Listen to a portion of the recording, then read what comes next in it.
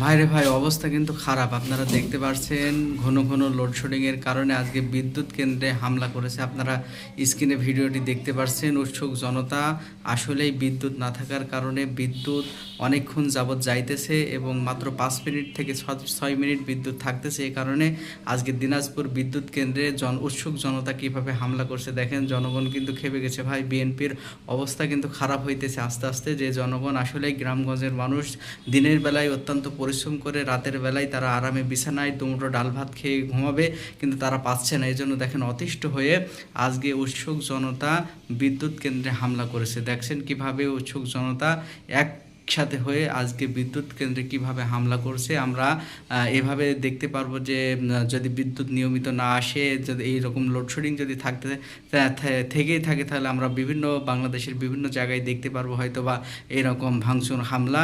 এজন্য জনাব তারেক রহমান, এদিকে আপনি নজর দেন। আপনাকে অনেক সম্মান করি, ভালোবাসি।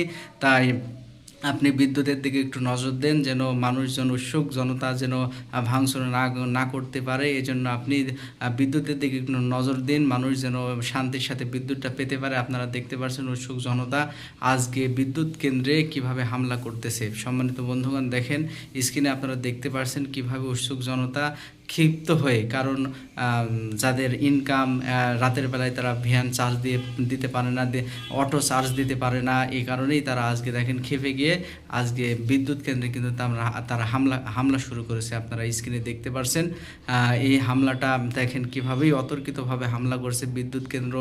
তারা সব কিছু ভাঙচুর করছে এই মুহূর্তে আপনারা দেখতে পাচ্ছেন।